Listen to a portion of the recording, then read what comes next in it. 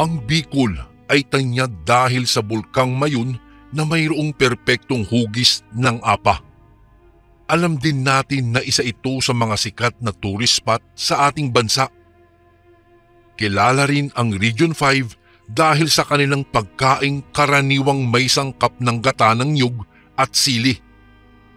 Isa sa mga hinahanap-hanap dito ay ang sarap ng anghang na dulot ng Bicol Express. Kabuanan ng tag-init, tanghaling tapat. Tirik na tirik ang sikat ng araw ng tanghaling iyon, ngunit nag-uugod-ugod pa rin sa pagtatrabaho ang ilan sa mga manggagawa at kabilang na doon si Jerome. Isa sa mga construction worker sa pinapatayong bagong ospital sa kanilang bayan. Sa edad na 26 anyos ay may anak na binubuhay ang lalaki. Tanging dalawa lamang sila ng unika ihan niya ang magkasama sa buhay. Matapos kasing ipanganak ang bata ng dati niyang kasintahan ay basta na lamang itong iniwan sa pangangalaga niya bago ito naglaho na parang bula. Wala pong nagawa si Jerome kung hindi ang buhayin mag-isa ang bata. Hindi rin naman niya maaaring ipaampon na lamang basta-basta ang bata dahil maliban sa nagmula ito sa dugo at laman niya ay matagal na rin niyang pangarap ang magkaanak. Iyon nga lang dahil sa nangyari ay itinakwil siya ng sariling pamilya niya. Noong mga panahong iyon kasi ay nasa edad na 20 anyos pa lamang po si Jerome at nag-aaral pa lang ito ng kolehiyo sa kursong criminology. Matapos siyang umalis sa bahay ng mga magulang niya, dala-dala ang sanggol, ay una siyang lumapit sa biyudo niyang tiyuhin. Hindi naman sila nito pinagkaitan ng tulong. Doon na tuluyang tumigil si Jerome sa pag-aaral at nagsimulang magtrabaho. 6 na taon ang nakalipas simula noong pangyayaring iyon at sa kasalukuyan ay 6 na taong gulang na ang anak niya na si Maricar. Nag-aaral na rin si Maricar sa unang baitang sa elementarya. Pare, sumilong ka muna rito. Kanina ka pa dyan nagbibilad ka sa araw. Pasigaw na pagtawag sa kanya ng katrabaho niyang si Louie. Napatigil si Jerome sa kanyang ginagawa. Sinandal niya sa pader ang hawak niyang pala at napaunat pa siya ng kanyang katawan dahil sa sobrang pagod at pagkauhaw. Ramdam din niya ang pananakit ng kanyang katawan, pat simula kasi nang dumating siya mga 7:00 ng umaga ay hindi na siya tumigil pa sa kanyang pagtatrabaho. Nasulyapan pa niya ang ilan sa mga kasamahan niya na nagkukwentuhan at ilan sa mga ito ay nagmemeryenda na. Tinawag at niyaya pa nga siya ni Basilio na saluhan siya nito sa maaga nitong pananghalian na agad naman niyang tinanggihan. Dumiretso lang ng lakad si Jerome at nang makarating siya sa harapan ng katrabaho niyang si Louie ay doon siya kusang tumigil. Matagal nang niyang kakilala si Louie. Naging schoolmate niya ang lalaki noong high school pa lamang siya. Hindi nga lang sila ganoon ka-close dati at madalang lang kung magkasalubungan. Mabait naman si Louie. Iyon nga lang ay may pagkatamad ito. Kagaya niya ay pamilyadong tao na si Louie. Mas matanda ito sa kanya ng 2 taon at 1 buwan. Mag-aalas 11:30 na pre Manananghalian ka na ba? Balita ko may bagong bukas na karenderya sa kabilang kanto. Doon malapit sa lumang simbahang Katoliko. Pare, tanyag daw doon yung Bicol Express ng dayo. Mahabang tugon ni Louie matapos itong tanungin ni Jerome kung ano na ang oras. Ay, ganun ba? Next time na lang pare. Susunduin ko pa kasi yung anak ko sa eskwelahan Tugon naman ni Jerome. Tinapik niya pa ang lalaki sa balikat nito bago nagmamadaling umalis. Matagal nang usap-usapan sa kanilang lugar ang magandang dayo na lumipat sa kanilang baryo. Sa pagkakaalam ni Jerome ay nagmula pa sa lugar ng Bicol ang babaeng ito. Sa katunayan ay minsan na rin niyang nakasalubong ang Bicolana at masasabi niyang pang-Bicol talaga ang kagandahang taglay nito. Napakaganda rin ang accent ng babae. Nabalitaan din niya na dati pa man ay nagbebenta na ang dayo ng Bicol Express. Ngunit hindi niya akalain na magpapatayo na pala ito ng sarili niyang karinderya sa kabilang kanto. Sa mga hindi po nakakaalam, ang Bicol Express ay isa sa mga ipinagmamalaking putahe ng mga taga Bicol. Ito po ay pagkaing Pinoy na maanghang dahil puno po ito ng sili. "O, Tay!" Napangiti si Jerome nang sinalubong siya ng kanyang anak. Kararating lamang niya sa eskwelahang pinapasukan ng bata.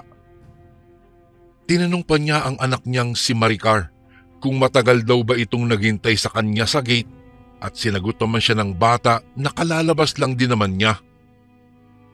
Napangiti si Jerome. Ginugulo niya ang buhok ng kanyang anak saka ito binuhat. Napatawa naman ang bata dahil sa ginawa niya. Napapatingin pa nga ang ilan sa mga estudyanteng dumadaan dahil sa lambingan ng mag-ama. Agad naman nag-abang si Jerome ng tricycle at sumakay silang mag-ama. Halos mahigit 10 minutos din ang biyahe nila bago sila tuluyang nakarating sa bahay paupahan na inukupan nila. 2 taon nang nakalipas simula nung magbukod silang mag-ama sa biyuda nitong tiyuhin. Nang makarating sa bahay ay agad na pinaghain ng makakain si Maricar. Doong matapos silang kumain ay pansamantalang pinagpahinga muna si Maricar sa sala. Samantalang dumiretso naman siya sa kusina at naghugas ng pinagkainan nila. Si Jerome Cuyabari ang tumatayong ama at ina ng kanyang anak. Napakalaking responsibilidad iyon sa kanya. Sa katunayan nga po, minsan na niyang pinagtangkaan ang sarili niyang buhay dahil sa sobrang paghihirap na kanyang pinagdadaanan. Ngunit sa tuwing naiisip niya ang kanyang anak at ang magiging kinabukasan nito kapag siya'y nawala, ay hindi niya maiwasan na mapaluha. Nilakasan ni Jerome ang kanyang loob at nagpatuloy sa buhay. Hindi lang para sa kanya, kung hindi para na rin sa bata. Nang matapos ang kanyang paghuhugas, ay saka sinilip ni Jerome ang kanyang anak. Naabutan naman niyang nakatiyaya ito sa sofa at mahimbing na natutulog. Napasulyap siya sa wall clock. 12:05 na ng tanghali ang oras. Napapunas na lamang si Jerome sa kanyang pawis bago niya napagpasyang magpalit ng damit. Ihahati na naman niya ang bata sa eskwelahan bago sumapit ang 1:00 ng hapon dahil may pasok pa rin ito at babalik pa siya sa construction site. Kagaya ng nakagawian, bago pa pumatak ang oras na 1:00 sa hapon ay hinatid ni Jerome ang babaeng anak sa eskwelahan nito bago niya nilakad ang mahaba-habang daan pabalik sa construction site. Nang makarating siya sa construction ay naabutan pa niyang may kanya-kanyang ginagawa na ang mga kasamahan niya sa trabaho. May mga nagkikwentuhan, naglalaro ng baraha, may mga kumakain din at ang ilan sa kanila ay nakaidlip pa. Napailing-iling na lamang si Jerome dahil sa ginagawa ng mga ito bago niya napagpasyahang bumalik na sa naudlot niyang ginagawa. Muli niyang binalikan ang palang naiwan niya. Kumuha na rin siya ng sako at nagsimulang maghakot ng lupa. Araw ng linggo, 3:30 pa lang ng madaling araw ay nagising na po si Jerome. Naglinis siya ng bahay, naglaba at pagpatak ng 4:00 ay naligo na siya at nagluto ng agahan nila ng kanyang anak. Noong matapos sa paghahanda ay sa kanila tinahak ang may kadilimang daan patungo sa simbahan. Tuwing linggo kasi Kuya Bari, nakagawian na nilang mag-ama ang magsimba. Sa kabila ng mga suliraning kinakaharap ni Jerome ay hindi niya nakakalimutan ang Panginoong Diyos. Parehong nananalangin ng taimtim ang mag-ama. Halos 1 oras din ang iginugo nila sa loob ng simbahan at pagkatapos po ng misa ay nagkayayaan silang dalawa na mamasyal sa plaza na matatagpuan lamang malapit sa lumang simbahang Katoliko. Nadaanan pa nga nila ang bagong karinderya ng dayo. Mula sa labas, naamoy pa ni Jerome ang nakakatakam na Bicol Express. Hindi niya rin maiwasan ang maglaway dahil sa sobrang bango ng potaheng naaamoy niya. Nasabihan niya tuloy ang batang kasama na pagtapos nilang mamasyal sa plaza ay muli silang dadaan sa bagong karinderya ng dayong taga Bicol. Binabalak ni Jerome na tikman ang sinasabi ng iba na specialty nitong Bicol Express. Sumalubong sa mag-ama ang maingay at mataong lugar nang tuluyan silang nakarating sa plaza. Inakay pa nga ni Maricar ang kanyang tatay papunta sa mamang nagbebenta naman ng lobo. Wala sa oras na napabili tuloy si Jerome ng 2 kulay pulang lobo para sa ikasasaya ng kanyang anak. Bumili rin sila ng sorbetes at magkasama nila itong nilantakan. Hindi lang maiwasan ni Jerome na makaramdam ng kalungkutan sa tuwing may nasusulyapan siyang buong pamilya na magkakasama at masayang nagkwekwentuhan. Hindi niya tuloy maiwasan na makaramdam ng lungkot sa isipin na hindi man lang niya nagawang bigyan ng isang buo at masayang pamilya ang nag-iisa niyang anak. Kagaya ng napagplanuhan, matapos mamasyal ang mag-ama sa plaza ay dumaan po sila sa bagong karinderya ng dayo. Nasa labas pa lamang ang mag-ama ay natanaw na nila ang mga taong nasa loob. Sadyang maaga pa lamang ay dinadagsana ng mga customer ang karinderya ng dayong Bicolano. Lihim na napangiti tuloy si Jerome at hindi niya napigilang sunod-sunod na mapalunok dahil matitikman na nila ng kanyang anak ang tanyag na Bicol Express ng dayo. Ngunit bago pa man sila tuluyang makapasok sa loob ay may kung anong bagay na nagtulak kay Jerome upang huwag ituloy ang binabalak niya. Naku anak, pasensya ka na. Next time na lang siguro. Bigla kasing sumama ang pakiramdam ko. Kamot batok na wika ni Jerome. Maging siya ay hindi niya maintindihan kung bakit bigla na lamang sumama ang kanyang pakiramdam. Gayong dati pa man ay binabalak na niyang tikman ang specialty na Bicol Express ng dayo.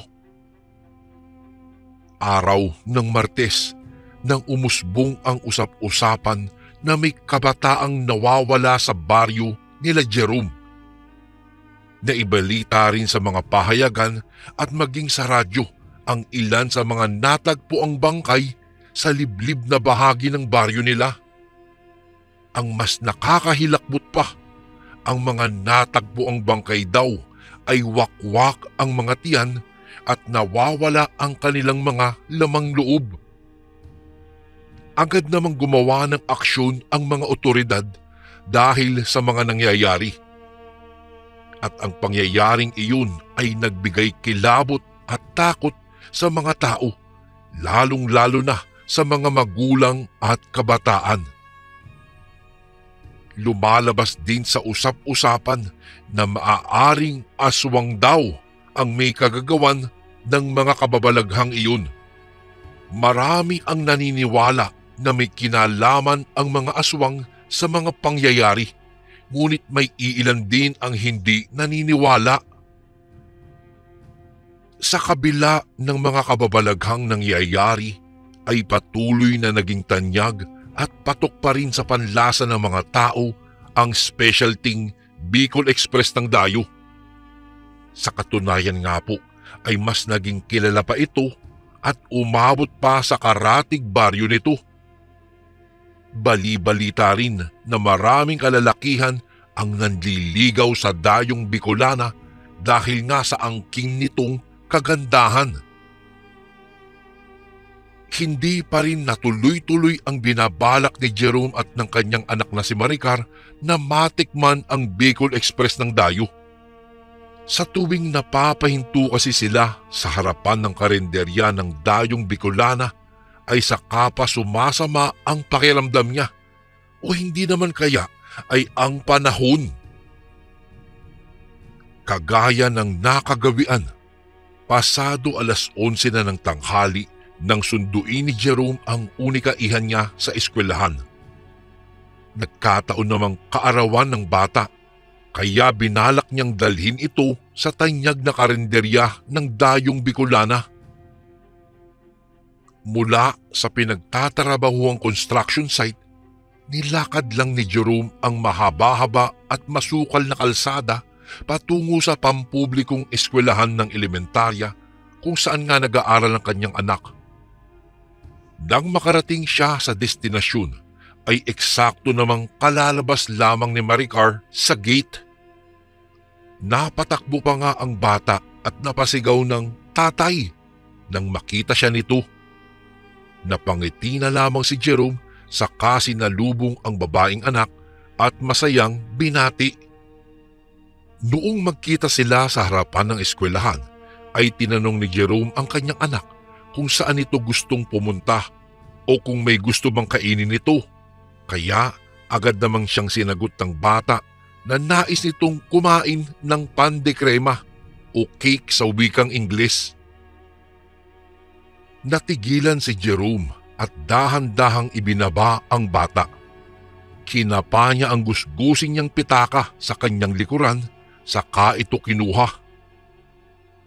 Habang hawak-hawak ang kamay ng bata, tinahak nila Jerome ang daan papunta sa panaderya ni Aling Rosa. May kalapitan lang ito sa eskwelahang pinag-aaralan ng kanyang anak. Napangiti naman si Aling Rosa nang makita silang mag-ama. Bumili si Jerome ng pan de crema at isang puting kandila bago sila sumakay ng tricycle at dumiretso sa karinderya ng Bicolanang Dayo. Nang makarating sila sa karinderya, sa labas pa lamang natanaw na nila ang maraming customer muli na nasa loob na. Nakipagsiksikan na rin silang mag-ama hanggang sa tuluyan silang nakapasok. Agad na nakita ni Jerome ang babaeng Bicolana na masayang naninilbihan sa kanyang mga customer. Nang makahanap ng bakanting pwesto, ay agad na naupo ang mag-ama. Sinabihan pa ni Jerome ang anak na huwag aalis at o-order lamang siya ng makakain nila. Bicol Express at isang hotdog ang putahing binili ni Jerome. Nang makabalik siya sa kinaroroonan ng anak, ay nakasindi na ang kandilang dala niya at nakalagay ito sa ibabaw ng pan de crema. Masayang napakanta pa si Jerome ng happy birthday na ikinasaya naman ng bata. Eksaktong katatapos lang hipa ng bata ang kandila nang dumating ang babaeng Dayo, dala-dala ang pagkaing inorder nila. Nagdasal muna silang mag-ama bago kumain. Napahawak pa nga si Jerome sa sikmura niya nang bigla itong kumalam. Sa totoo lang, masama talaga ang pakiramdam niya, ngunit pinipilit lamang niya ang kanyang sarili upang madala ang anak sa tanyag na karinderya ng Bicolanang Dayo. Napangiti pa nga si Jerome nang masulyapan niya ang bata na nilalantakan ang isang pirasong jumbo hotdog. Sinabihan din niya ang bata na tikman nito ang Bicol Express, ngunit agad na tumanggi ang bata at inayawan nito. Hindi na pinilit pa ni Jerome ang bata na tikman nito ang Bicol Express, lalong-lalo na at alam niyang maanghang din naman ito. Napangiti na lamang siya at nagsimula na siyang kumain. Hindi na niya napigilan pa na matakam dahil sobrang bango ng putaheng nasa harapan. Sa unang subo pa lamang niya ng putaheng Bicol Express ay napapaluha na siya dahil nga sa sobrang sarap nito at anghang nito. Nakakailang sandok pa lamang si Jerome nang bigla niyang nasandok ang bilog na karne na animoy mata ng tao na nakahalo sa Bicol Express. Napakurap-kurap pa nga si Jerome at napakusot ng kanyang mata. Nang muli siyang nagmulat ay bumungad sa kanya ang putaheng Bicol Express, ngunit normal naman ang mga karne nito. Wala naman siyang napapansing kakaiba. Naisip niyang dala lang siguro ng pagod kaya kung ano-ano na lamang ang nakikita niya. Sa hindi malamang dahilan, bigla na lamang siyang nawalan ng ganang kumain. Iginala ni Jesmar ang kanyang paningin sa kabuuan ng karinderya. Katamtaman lamang ang laki nito at sa palagay niya ay tanging 15 katao lang ang magkakasya sa loob. Hindi naman na problema iyon, lalo na at may mga mesa at upuan naman sa labas ng karinderya. Nang walang ano-ano, kusang napahinto ang mga mata ni Jerome sa dayong Bicolana na may kalayuan sa kanila. Nakatingin ito sa kanilang pwesto, ngunit hindi siya ang tinitignan nito kung hindi ang anak niyang si Maricar na sa mga sandaling iyon ay nilalantakan ang pandekrema. Bigla na lamang kinutuban si Jerome sa paraan ng pagkakatitig ng dayo sa anak niya, lalo na nang nasilayan niyang napangisi pa ang dayo. Napakunot noo si Jerome saka nagmamadaling napatayo. Hindi naman mapalagay ang kalooban niya. Agad niyang binayaran ang kanilang kinain saka nagmamadaling umalis sa lugar na iyon. Kinagabihan, bigla na lamang inapoy ng lagnat si Maricar at masakit ang kanyang tiyan. Iyak ng iyak ang bata, kaya wala sa oras na naisugod ni Jerome ang bata sa pinakamalapit na ospital. Ayon sa doktor na kumonsulta kay Maricar, ay nagkaroon daw ng UTI ang bata na siyang ipinagtataka naman ni Jerome. Hindi naman daw madalas kumain ng mga junk food o fast food ang anak niya, kaya hindi niya lubos akalain na magkaka-UTI pa rin ito. Ilang araw ding nagtagal sila Jerome sa ospital, ngunit habang tumatagal ay palala ng palala ang karamdaman ng anak. Palagi itong nagrereklamo na sobrang sakit daw ng tiyan niya na animoy may kung anong bagay na tumutusok sa loob nito. Sa maikling panahon, kapansin-pansin din ang biglang pangangayayat at pamumutla ng bata. Ang bagay na iyon ay nabalitaan ng tiyuhi ni Jesmar, kaya dinalaw niya ito sa ospital. At nang nasilayan niya ang sitwasyon ni Maricar, sinabi nitong mas mabuti kung humingi na lamang sila ng tulong sa isang albularyo, dahil ayon sa nakikita nito ay hindi lang basta UTI ang nararamdaman ni Maricar, kung hindi mayroon pang ibang dahilan. Ang payong iyon ng tiyuhi ni Jesmar ay sinunod niya. Humingi siya ng tulong sa isang albularyo ng kakilala ng katrabaho niyang si Louie, at kagaya nga ng hula ng tiyuhi ni Jerome ay inaswang pala ang anak niyang si Maricar.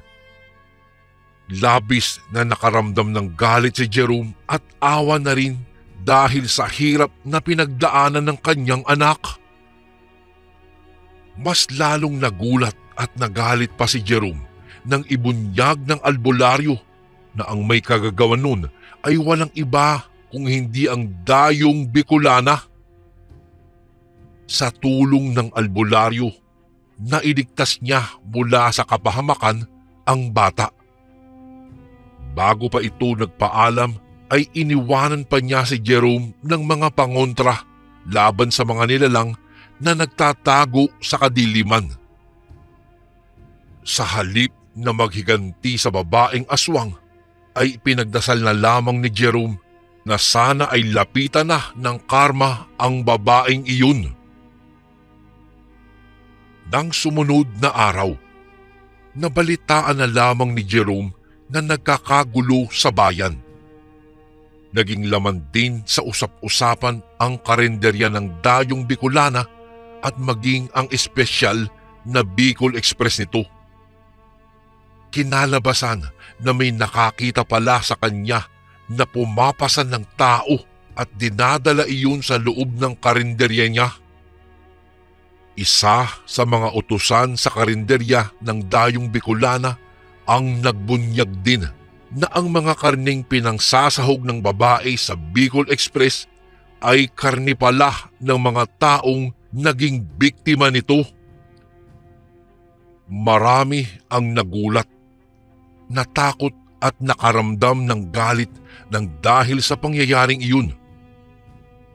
Tuluyan namang nahuli ng mga otoridad ang Dayong Bicolana na isa palang aswang at ang puno at dulo ng mga kababalaghang nangyayari sa kanilang baryo. Ang pangyayaring iyong Kuya Bari ay nagbigay din ng aral kay Jerome at mas lalong nagpatibay ng paniniwala niya sa Panginoong Diyos. Simula po ng araw na iyon, mas lalo pang naging maingat na si Jerome upang maiwasan na maulit ang mga ganoong pangyayari. Ipinangako niya sa kanyang sarili na anumang mangyari sa hinaharap ay patuloy niyang poprotektahan, ipaglalaban at susuportahan ang anak niyang si Maricar. At doon niya napatunayan na ang sarili nating kutob ay maaari palang makapagligtas ng isang tao mula sa kapahamakan. At ito naman po ang ating pangalawang kwento para sa araw na ito.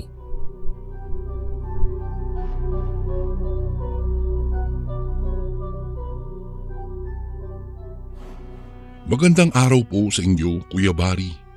Nais ko lang po sanang ibahagi sa inyong channel ang kwentong ito. Bali, ito ay hindi ko po sariling karanasan. Itong kwentong ito ay nangyari at naging karanasan ng aking tiyuhin na kapatid ng aking ama. Tawagin na lang natin po siya sa pangalang Ping. Ang kwentong ito ay nangyari noong minsang niyaya siya ng kanyang bagong kaibigan na pumunta sa kanilang bahay. Noong kabataan ni Tiyo, tahimik siyang tao. Bihira rin siyang nauunang makipag-usap, kung kaya kakaunti lang ang kanyang naging kaibigan. Minsan daw, noong abala si Tiyo sa kanyang trabaho, ay may ipinakilala ang kanilang boss. Ayon dito, ay bago niya itong katrabaho. Ping, siya nga pala ito si Kari. Pagpapakilala ng amo nila sa bago nilang katrabaho. Dahil magkapareho ang ugali ni Kari at ng aking tiyuhin, mabilis silang nagkapalagayang loob. Sa madaling sabi ay naging magkaibigan silang dalawa. Noong mga panahong iyon ay madalas silang magkasamang kumain. Napahanga na lang si Tiyo noong dahil simula nang makasama niya si Kari ay puro karne ang naging ulam nito. Ang rangya siguro ng pamumuhay mo, Kari, ano? Saad ni Tio sa kanyang kaibigan. Todo ang naging tanggi naman ni Kari dahil sa naging turan ng aking tiyuhin. Ano ka ba? Hindi, no? Napatawa na lang silang dalawa noong mga panahong iyon. Walang ano-ano ay biglang natigilan si Tio noong bigla siyang alukin ni Kari ng kanyang ulam. Noong mga panahong iyon, sa hindi malamang dahilan ni Tio ay nakaramdam siya ng kaba. Para kasing may kung anong nagsasabi sa kanya na huwag kukuha ng ulam ni Kari. Ayoko, okay lang. Ayos lang sa akin tong ulam ko. Wika ng aking tiyuhin kay Kari. Tanging pagtango na lang ang naitugon ni Tio sa kanyang katrabaho. Habang kumakain sila ay panay ang naging titig ni Tio kay Kari. Kahit kasi parang medyo hilaw pa ang karne ay hindi iyon alintana sa kanya. Pagkatapos nilang kumain, nakita niyang napadila pa si Kari sa kanyang bibig. Walang ano-ano ay natigilan ang aking tiyuhin noong banggitin ni Kari ang kanyang pangalan. Nilingon niya ito at saka tinanong, bakit, Kari? Bukas kasi ay pista sa amin. Hindi ba wala naman tayong trabaho bukas? Wika ni Kari. Oo, wala tayong pasok bukas. Bakit? Tanong ni Tio sa kanyang kaibigan. Pumunta ka bukas sa aming bahay. Kung gusto mo ay susunduin kita. Wika niya kay Tio. Sa ikalawang pagkakataon ay nakaramdam ng kaba ang aking Tio. Nagkaroon siya ng agam-agam kung kaya napailing siya. Teka, may pupuntahan kasi kami bukas eh. Baka hindi ako makarating eh. Bawi na lang ako sa susunod, Kari. Saad ng aking tiyuhin. Ganun ba? Sige. Dadalhan na lang kita ng pagkain sa aking pagbabalik. Wika ni Kari na siyang tinanguhan ni Tio. Wala nang nagawa ang aking tiyuhin kung hindi ang sumang-ayon na lang sa kanyang kaibigan. At iyon na nga, Kuya Bari, natapos ang araw nilang naging usapin nila ang tungkol sa pista ni Kari. Nagkunwari namang nangihinayang ang aking tiyuhin dahil sa hindi siya makakasama sa kanyang kaibigan. Subalit sa kaloob-looban niya ay may pagdududa ng nabubuo. Naku, baka mamaya ay totoo ang mga naging usap-usapan ng iba tungkol sa iyo. Wika na lamang ng aking tiyuhin sa kanyang sarili. Pagka-uwi niya sa kanilang bahay ay naabutan niyang kinakausap ng kanyang ina ang kanilang kapitbahay. Hindi siya nag-atubiling lumapit dito at saka sinabi ang tungkol sa pagyayaya ni Kari sa kanya na pumunta sa kanilang kapitbahay. Sa kadahilan ng iyon ay saglit na natigilan ang aking ina at saka ang aming kapitbahay. Nagkatitigan silang pareho at noong mga panahong iyon ay nagtaka si Tio. Bakit? Bakit po? May problema po ba? Tanong ng aking tiyuhin. Napalunok ng kanyang laway ang kanyang ina. Maging ang kanilang kapitbahay ay parang nataranta na rin. Ang lugar kasing balak mong puntahan ay lugar ng mga aswang. May mga hindi na raw nakalabas sa baryong iyon dahil biniktima na raw sila. Wika ng ina ni Tio.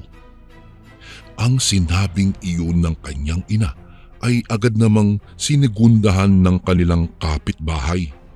Dahilan para makaramdam ng kilabot ang aking tiyo. Agad niyang naisip na baka mangyari sa kanya ang kung anumang nangyari sa ibang tayong pumunta doon sa nasabing baryo. Ganun po ba? Naku, salamat at hindi ako sumama sa kanya. Bulalas ni tiyo. Noong mga panahong ding iyon ay gumaan ang pakiramdam ng aking tiyuhin. Nawala na sa isipan ni Tiyo Ping ang tungkol sa pista ni Nakari. Subalit, nang dumating ang araw ng Lunes, ay agad na bumalik sa kanyang alaala ang tungkol sa sinabi ni Kari na dadalhan daw siya nito ng pagkain. Sa kadahilan ng iyon, bago siya sumakay ay nagpasya si Tiyo Ping na pumitas ng 2 pirasong kalamansi. Mamaya, kung may dalamang pagkain sa akin si Kari, ang plano ko ay palihim kong papatakan ito para malaman ko kung pagkain ng aswang ba ang kanyang ibibigay sa akin o hindi. Saad ng aking tiyuhin sa kanyang sarili. Pagdating niya ay nagulat siya. Nauna kasing dumating ang kanyang kaibigang si Kari kaysa sa kanya. Bumaba siya sa jeep na kanyang sinasakyan at saka pangiti-ngating lumapit kay Kari. Ba't nauna ka pa sa akin dito Bungad ng aking tiyuhin kay Kari. Napatawa na lang sa kanya si Kari. Noong makalapit na si Tiyo Ping sa kanya ay agad siyang nagwika. Siyempre naman, alam ko kasing baka kung narito na ang ating mga katrabaho ay baka magkaroon ka pa ng kahati sa pagkaing ibibigay ko sa iyo. Wika ni Kari. Sa halip na mapatawa ay mas lalo lang nakaramdam ng kaba ang aking tiyuhin. Subalit kahit na ganoon ay hindi na lang nagpahalata pa si Tiyo Ping. Nagkunwari siyang sabik na sabik siya sa pagkaing dinala ni Kari para sa kanya. Ano bang pagkaing sinasabi mo? Patingin nga. Pangiting wika ni Tiyo Ping. Anong tingin? Tikman mo na lang, ano ka ba? Tugon naman ni Kari sabay bukas ng kanyang bag. Bago ko po ipagpatuloy ang kwentong ito ay may request sana ako sa iyo kasundo. Isang pindot lang ito kasundo sa subscribe button namin. Malaking tulong po ito sa amin kasundo upang mapagpatuloy pa namin ang mas marami pang magagandang kwento. Salamat sa pag-subscribe mo, bagong kasundo. Walang ano-ano ay may kinuha siyang isang baunan. Ito. Sana magustuhan mo ito. Wika ni Kari. Tiningnan ng aking tiyuhin ang nasabing pagkain at pagkatapos ay napalunok siya ng kanyang laway.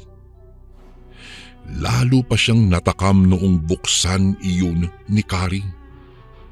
Sa panandaliang pagkakataon ay nakalimutan ng aking tiyuhin ang tungkol sa mga aswang. Walang pag-aalinlangan niyang kinuha iyon noong iniabot ni Kari ito sa kanya. Tinikman iyon ng aking tiyuhin at naglaway siya habang inaamoy ang nasabing pagkain. Uy, ano bang putahe ito? Tanong ni Tiyo sa kanyang kaibigan. Noong una ay hindi nakasagot si Kari sa kanya. Ngunit nang lumaon ay nagsalita rin ito. Sa totoo lang, hindi ko alam kung anong luto yan. Pero ang tinitiyak ko sa iyo, masarap iyan. Wika niya sa aking tiyuhin. Napangiti na lang ang aking tiyuhin. Inabutan siya ni Kari ng kutsara at saka muling nagwika ito. Sige na, Kainin mo na yan. Gumisi pa ang nasabing lalaki kay Tiyo. Akmang kukuha na sana si Tiyo Ping ng pagkain noong bigla niyang maalala ang kalamansing nasa bulsa niya. Naku, hindi ako dapat magpalinlang sa taong ito. Hindi na muna sumubo ng pagkain si Tiyo. Walang ano-ano ay nagpaalam si Kari na magbabanyo daw siya muna. Dahil doon ay nagkaroon ng pagkakataon ang aking tiyuhin na patakan ng dagta ng kalamansi ang pagkaing ibinigay sa kanya ni Kari. Naku, sana ay hindi totoo ang aking naiisip. Wika niya habang hawak-hawak niya ang 2 piraso ng kalamansi. Nag-isip siya kung paano niya gagawin iyon dahil wala siyang dalang patalim. Noong tuluyan nang umalis si Kari ay nagpasya na si Tiyo na pigain na lang ang kalamansi ng puwersahan. Alam niya kasing kapag pinwersa niya yun ay lalabas din ang katas ng kalamansi. Sige lang, saad niya sa kanyang sarili. Walang ano-ano ay nagawa niyang madurog ang nasabing kalamansi. Tumulo ang katas noon sa pagkaing ibinigay ni Kari. Habang tumutulo ang katas ng kalamansi, ay hindi inalis ni Tiyo Ping ang kanyang titig doon.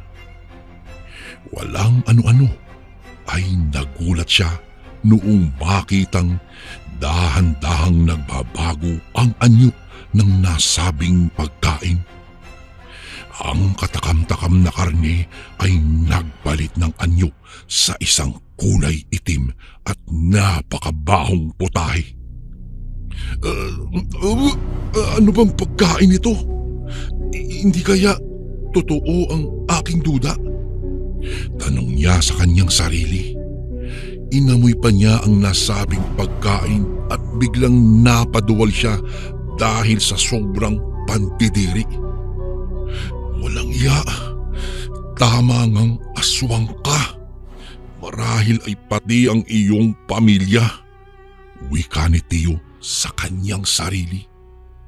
Noong mga panahong ding iyon ay walang pag-aalinlangang itinapon ni Tiyo ang pagkain sa basurahan. Isinama na rin niya ang kalamansi. Walang ano-ano ay bumalik na si Kari. Napangiti siya kay Tiyo noong makitang wala ng laman ang baunan. Wow! Naubos mo iyon ng ganun lang kadali. Masarap, di ba? Wika ni Kari. Oo naman. Naubos ko nga kaagad eh. Sarap na sarap ako. Tugon ni Tiyo. Lingid sa kaalaman ni Kari ay itinapon ni Tiyo ang pagkain kanyang ibinigay. Napangiti na lang siya sa kanyang kaibigan at saka nagpasalamat dito. Mabuti naman at nagustuhan mo ang pagkain ibinigay ko sa iyo. Sabi pa ni Kari kay Tiyo Ping. Saktong bumukas na ang kanilang pinagtatrabahuhan kung kaya naputol ang pag-uusap ng dalawa. Naunang maglakad papasok si Kari kaysa kay Tiyo. Habang nakasunod si Tiyo sa kanyang katrabaho ay napaisip siya. Naku, magmula ngayon ay hindi na ako makikipagkaibigan pa sa iyo. Mahirap na baka pati ako ay maging aswang na rin. Salamat at nabuking ka ng pagkaing dinala mo. Wika na lang ni Tiyo sa kanyang sarili. Noong hapong din yun, ay may nakadiskubre doon sa pagkaing itinapon ng aking Tiyo dahil umalingasaw ito ng pagkabaho-baho doon sa pabrikang pinagtatrabahuhan nila. Nagkagulo ang mga tao dahil sa natuklasan doon sa basurahan. Tila mga piyesa ng tao dahil mayroong tenga, bibig, ngipin, buhok at tila paa ng tao. Naroroon din si Carrie at ang aking tiyuhin malapit sa basurahan. Maya-maya ay nagkatinginan ng masama ang magkaibigan. Simula ng araw na iyon ay hindi na muling nagpansinan pa ang magkaibigan. Kinabukasan, napag-alaman ng aking tiyuhin na nagpaalam na daw si Carrie at nag-resign na ito sa trabaho. Parang nabunutan daw ng tinik ang kanyang puso. Sa wakas ay hindi na raw siya maari pang hawaan ng isang aswang dahil lang sa pagkaing ibinigay sa kanya. Hanggang dito na lang po ang aking kwento, Kuya Bari. Maraming salamat po sa pagbasa ng aking email. Gumagalang, Ador. And again, maraming salamat po mga kasundo. Don't forget to subscribe and i-click nyo lang po yung bell na button para updated po kayo sa mga upcoming videos namin na paparating. Maraming salamat po ulit. God bless and ingat po lagi dyan. Ito po si Kuya Bari at ako ang Sundo.